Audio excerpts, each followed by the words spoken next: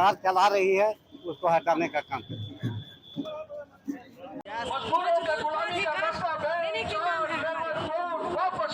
समान काम का समान वेतन, मजदूर के साथ भी है, हमारे वोट से गद्दी पर बैठते, हम लोग को अधिकार के लिए भूखे रोटी के भी नहीं करते, पानी के भी नहीं करते। ये अंग्रेजों की हुकूमत से भी अधिक जुल्म कर रही है हमारी बिहार सरकार। तो क्या लगता है सरकार आपकी मांगे मानेगी? बिल्कुल मांगेगी। सरकार की बात की बपोती की कुर्सी नहीं है, हम जन जन से उनको देते हैं। बंगाल में जो हुआ है वो हद हम लोग भी जन आंदोलन पर उठाएंगे और अपना नाम का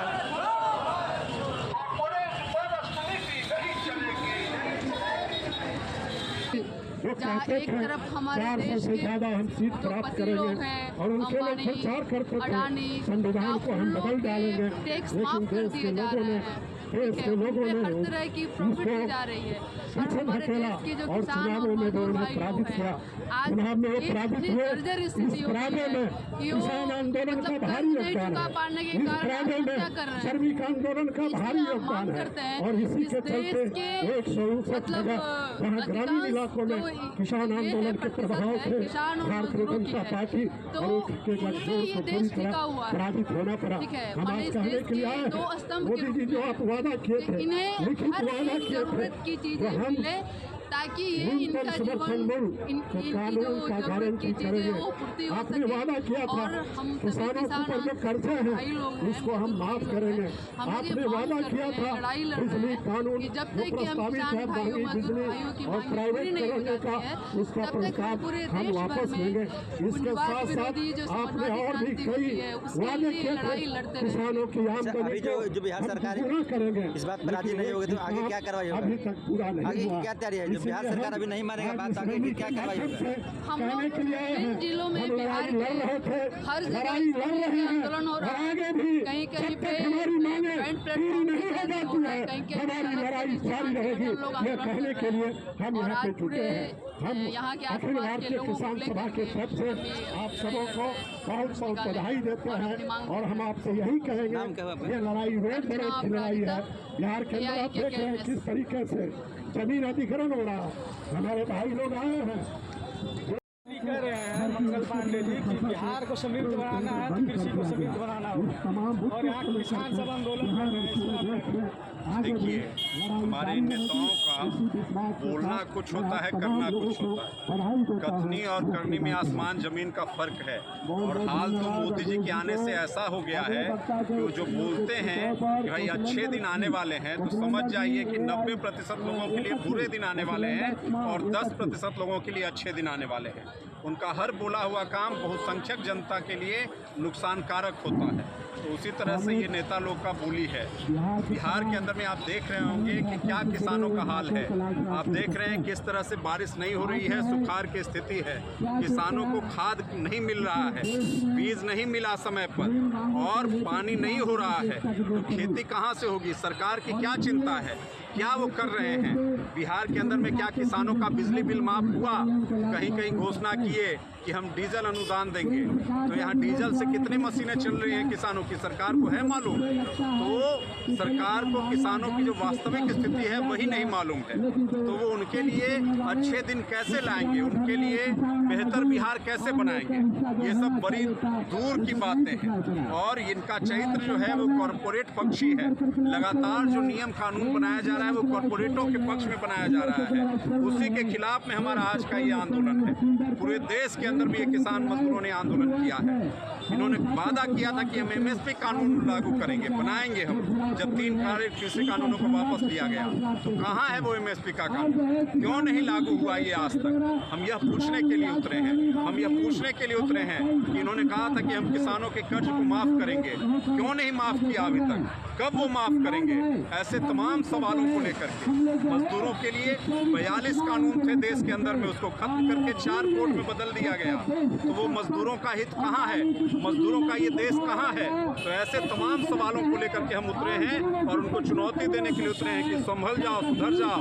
आज बहुमत से कम हुआ है तुम्हारा सीट, आगे आने वाले दिनों में तुम्हारी कोई जगह, कोई पहचान तक नहीं बचेगी अगर मजदूर किसानों के खिलाफ में अगर काम करोगे तो यही सवाल और यही चुनौती को लेकर के हम लोग उतरे हैं। साफ मांग है कि कानून बनाना पड़ेगा। देश के अंदर में कॉर्पोरेट राज नहीं चलेगा। ऐसे मांगों को लेकर के उतरे हैं और ये किसान मजदूरों की लड़ाई आगे बढ़ेगी, जारी रहेगी।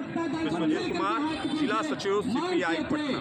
लेकिन बिहार क्या है, नीतीश कुमार और तमिलनाडु सरकार। जैसे मंत्री जी बोले कि अभी 32,000 लोगों का मतलब अनुदान दे दिया गया है, आगे जो और लोग भी मतलब फार्म भरेंगे उनको दिया जाएगा, इस पर क्या कहेंगे? जी, हम मंत्री जी से पूछना चाहते हैं कि पहले बिहार में वो पता करें कितने किसान डीजल से अभी कितना बोरिंग डीजल से अभी चल रहा है। डीजल का कोई महत्व नहीं है। डीजल के नाम पे लोग धंधा करने के चक्कर में लगे हैं। उनके लिए, किसानों के लिए मोटर का व्यवस्था किया जाए और बिजली भी माफ किया जाए।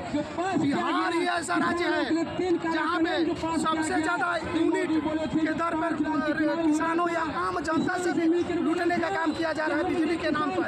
यहाँ पर प्रीपेड मीटर लगाकर सभी लोगों के लिए, एक आदमी के लिए बात नहीं है, बिहार के हर एक गरीबों के लिए, हर एक व्यक्ति के लिए यह बात है। यहाँ 7 से 8 रुपये यूनिट प्रति लीटर। अभी आप दिल्ली में जाकर देखिए, वहाँ पर 200 यूनिट बिजली मिल रही है। और बिहार ही ऐसा राज्य है जहाँ देश के सबसे ज़्यादा बिजली बिल लेने का काम कर रही है सरकार, लूटने का काम कर रही है। इसी के विरोध में और जो इन्होंने बजट केंद्र में जो बजट पेश किया है, यह कॉर्पोरेट के सपोर्ट में बजट था। इसके चलते हम लोगों ने आज यहाँ पर अनशन किया है, धरना दिया है। और यह बताना हम लोग चाहते हैं, कृषि मंत्री को भी हमें बताना चाहते हैं कि पता करिए कि बिहार की वास्तविक स्थिति क्या है, उसके अनुरूप आप डीजल अनुदान दे रहे, कितना मिलता है, डीजल पे कितना बोरिंग चल रहा है, मालूम ही नहीं है उनको। इसके लिए हम चाहेंगे कि किसानों का बिजली बिल माफ हो और प्रीपेड मीटर भी न लगाया जाए, जिसके चलते आम जनता या सभी को जाकर देखिए जितना पूर्णिया है, सब जितना पिछड़ा जिला है उसमें क्या स्थिति है। डर से लोग बिजली जलाना नहीं चाहते। जहाँ 500 बिजली बिल आता था वहाँ 1500 आ रहा है। आपको देना है हर हाल में, नहीं तो मीटर कबाड़ के लेकर जा रहा है। इतना अन्याय गरीबों के साथ हो रहा है, ये लोग हम लोग नहीं सहेंगे। इसके विरोध में हम लोगों ने यहाँ अनशन किया है, धरना हम लोगों ने दिया। जी सर, हम दानापुर अंचल सचिव है और AISF दानापुर अध्यक्ष परशुराम यादव। कृषि मंत्री का कहना है कि बिहार को समेत बना रहा है, किसानों को समेत बना रहा है। इस पर आप क्या? कृषि मंत्री और सरकार का जो कहना है और जो उनकी पॉलिसी है, नीतियाँ हैं, उसमें बहुत अंतर है। बिहार में जो किसानों की स्थिति है, बिहार में किसानों की स्थिति सबसे कमजोर है। देश में जो किसानों की आय है उसमें बिहार आखिरी पे आता है। देश में जो औसत आय है उसका आधा बिहार में लोग कमाते हैं, किसानों की आय है। यहाँ तक की स्थिति ऐसी है कि बिहार के सारे किसान जो छोटे और मध्यम किसान हैं, आज वो अपना घर नहीं चला पाते हैं खेती से। वो पलायन कर रहे हैं, बड़ी मात्रा में खेती छोड़ के मजदूरी कर रहे हैं।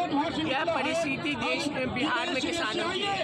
उनको फसल का सही दाम नहीं मिलता है, फसल मुआवजा नहीं मिलता है, किसी भी तरीके की उनको सुविधा नहीं मिलती है। जो सिंचाई व्यवस्था है वो पूरी तरीके से जर्जर हो चुकी है। जो सरकार कहती है, कहने को तो बहुत जय किसान का नारा लगाती है, लेकिन जो नीतियाँ हैं वो उसके उलट है। तो ये बात आज हम लोग इसी के लिए किसानों की मांगों को उठाने के लिए जो भूमि अधिग्रहण उसको भी दरकिनार करके मोदी सरकार न्यूनतम मजदूरी जिसके खिलाफ मिलने वाला नहीं है। हम इसका विरोध करने के लिए सड़कों पर हैं। हमारा ये विरोध जारी रहेगा। हमारे सड़कों पर हैं, जो संविधान पर हमले हो रहे हैं, लोकतंत्र पर हमले हो रहे हैं, इसके खिलाफ हम सड़कों पर हैं। और ये मोदी सरकार की नीतियों के खिलाफ मांगते हैं कि हमारा ये संघर्ष पिछले दिनों लोकसभा चुनाव में भी जारी रहा था। हमने मुकम्मल जवाब भी दिया, उनके पीछे कुछ धकेलने का काम भी किया। हम पूरी तरह पीछे नहीं धकेल पाए, लेकिन आने वाले दिनों में हमारा ये संघर्ष आगे बढ़ेगा, जारी रहेगा। मोदी सरकार को हम मुकम्मल तौर पर पीछे धकेलने में ही नहीं बल्कि दफना देने के लिए हम आगे बढ़ेंगे। इस संकल्प के साथ हमारी लड़ाई जारी रहेगी। इसी के साथ तमाम साथियों का मैं क्रांतिकारियों हमको 14 के देंगे, 14 के जमीन हमको लिखाइयों में खत्म हो जाता है। हमारा पास 5 कट्ठा जमीनें हैं, सब चल रहे वही में, तो हम कहाँ जाकर लिखाऊँ और कहाँ जाके हम पसंद लिखाइयो भर तो पैसे नहीं हमको हो रहा है भाई। तो एक तरफ सम्राट चौधरी कहते हैं कि भूमि माफियों को बख्शा नहीं जाएगा, तो सरकारी भूमि माफिया हो गई। हाँ, सबसे ज़्यादा भूमि माफिया बिहार सरकार है। किसान पर लाठी चला के वही सबसे लुटेरा है सरकार है। और उसको पेपर दिखाते हैं रजिस्ट्री के, देखिए आप ही ने 90 के रेट किया है, हमको 14 दे रहे हैं सब कागजात।